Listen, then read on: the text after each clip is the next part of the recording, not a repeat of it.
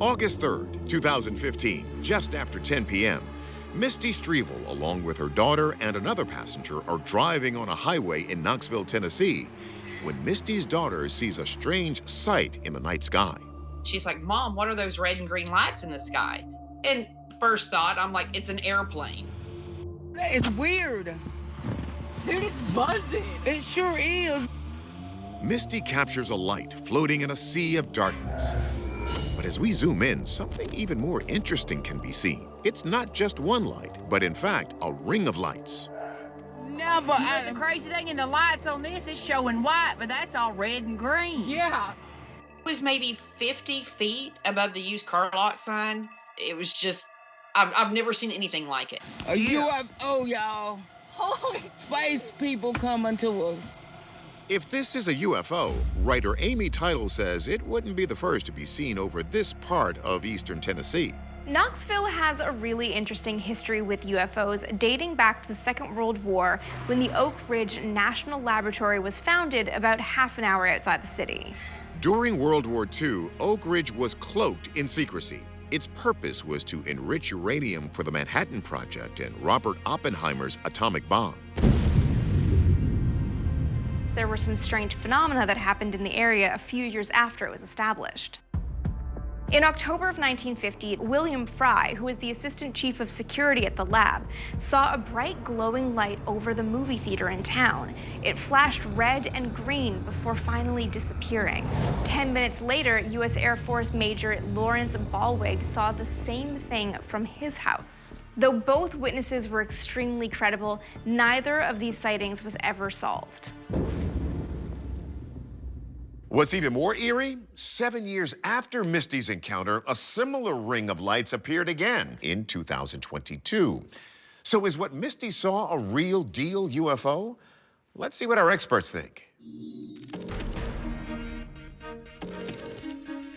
We begin with physicist Matthew Shadagis. Is it possible that, taking into account Oak Ridge's classified past, this light is a secret craft connected to the base? Oak Ridge National Laboratory is focused on nuclear physics, not aerospace. Oak Ridge is not Area 51 or Groom Lake.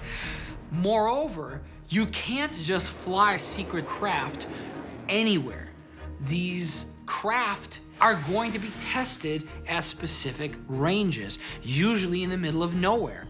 If it's not secret U.S. government technology, is it possible these eyewitnesses were right on target? A UFO, y'all. Holy space people coming to us. Obviously, something is flying, but we don't see the extreme behaviors that oftentimes get attributed to UFOs. Misty reports to have seen lights that are red and green, in addition to the white light that we see. And the lights on this is showing white, but that's all red and green. Yeah. That matters because the FAA requires navigation lights to be red on the left wing, green on the right, and white on the tail. Seems unlikely aliens would take pains to comply with FAA regulations. Still, Hernandez believes this isn't an airplane.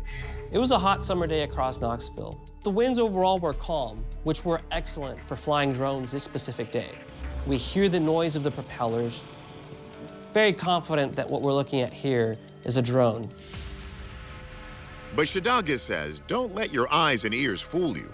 I can explain the noise as simply background noise of a noisy environment, and it's impossible to judge the distance to an object and its speed, especially at night, with no reference points. An object that is small and close to a camera will look the same size in the camera lens as an object that is both larger and far away. That's why Shadagis actually thinks this could be a balloon. I think this is a very special kind of balloon. I believe that what we are seeing here is part of something called the Google Loon Project. Loon was Google's experiment to provide internet access to rural and remote areas across the globe. The company used high-altitude balloons about 12 miles up in the stratosphere to create an aerial wireless network. It's a plausible theory, but Hernandez disagrees. Obviously, we can see this, but Project Loon balloons are fairly hard to notice given that they're about 65,000 feet above the surface, much higher than a commercial jetliner and would be moving fairly fast with the jet stream. We don't see that kind of motion here.